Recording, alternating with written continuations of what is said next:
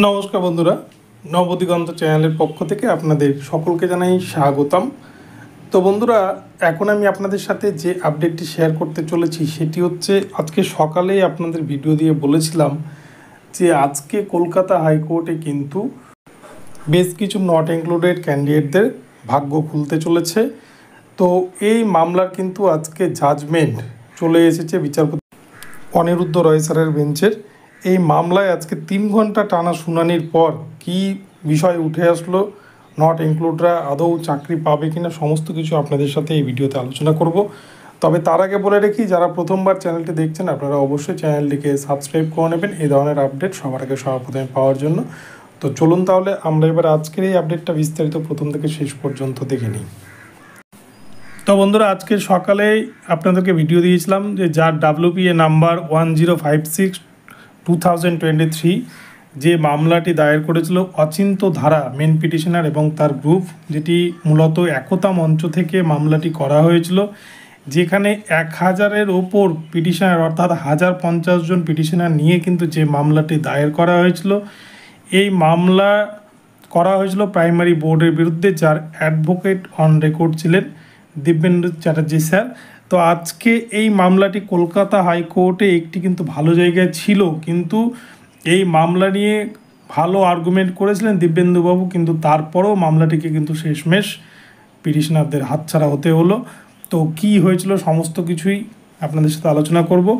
তো প্রথমেই বলি, এই মামলাটির মূল যে বিষয়বস্তু, যে বিষয়টাকে কেন্দ্র করে এই মামলাটিকে দায়ের করা, আপনারা জানেন 2014 প্রাইমারি টেটের ওপর দুটি নিয়োগ হয়েছিল, 42,949 এবং 16,500।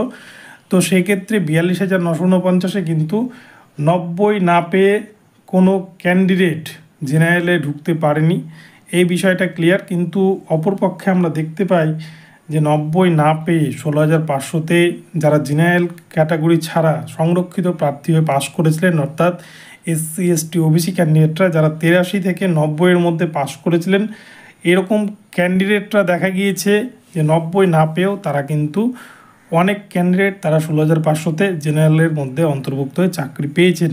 এই বিষয়টাকে আদালতের সম্মুখে এনে তুলে ধরতে চেয়েছিলেন অচিন্ত ধারা অ্যান্ড আদার্স, কিন্তু এই বিষয়টাতেই আজকে পর্ষদের তরফ থেকে বর্ষিয়ান আইনজীবী সুবীর সান্যাল স্যার উনি যেভাবে আর্গুমেন্ট করেছেন এবং মেন 3টি পয়েন্টকে তুলে ধরেছেন, তার ফলেই কিন্তু মামলাটিকে বিচারপতি ডিসমিস করে দিয়েছেন।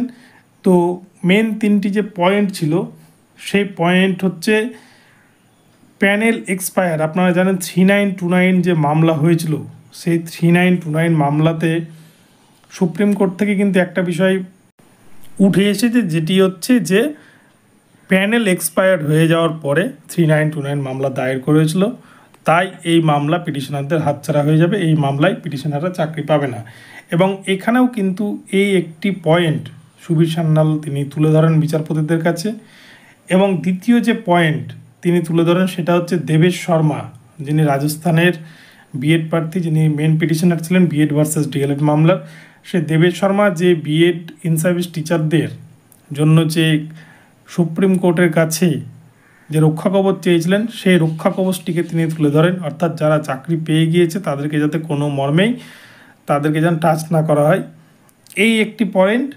এবং আরও একটি পয়েন্ট হচ্ছে 3929 মামলা সুপ্রিম কোর্টে দায়ের হয়েছিল এই 16,500-কে কেন্দ্র করে। এই 3929 মামলাও কিন্তু পিটিশনাররা জিততে পারেনি, সেখানে যে সমস্ত কারণগুলো দেখানো হয়েছে সেম কারণ এখানে দেখানো হয়েছে, যার কারণে কিন্তু বিচারপতি অনিরুদ্ধ রায় তিনি একটি কথা পরিষ্কার বলে দিয়েছেন, এই 3টি পয়েন্টের উপর বেস করে তিনি বলে দিয়েছেন যারা চাকরি পেয়ে গিয়েছে তাদেরকে কোনোভাবে ঘাটানো যাবে না।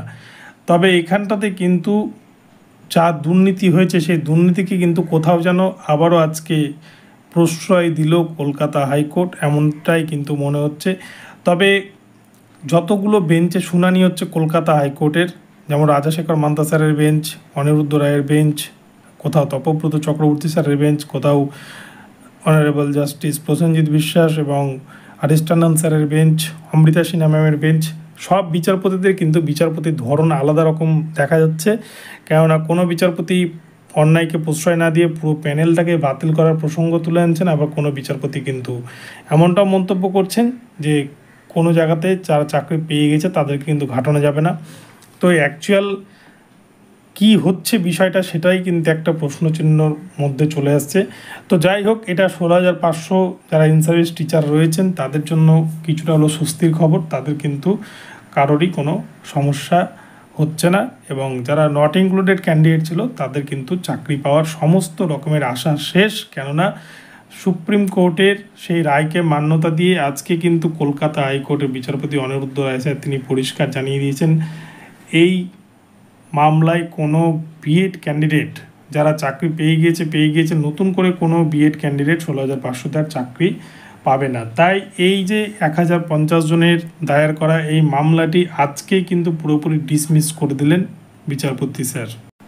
তো পরিশেষে একটা কথাই বলা যায়, প্রাথমিক শিক্ষা পর্ষদের দুর্নীতির কাছে কিন্তু সকলকেই হার মানতে হয়েছে, যেখানে পিটিশনার থেকে আরম্ভ করে কোর্টকেও কিন্তু হার মানতে হলো আজকে।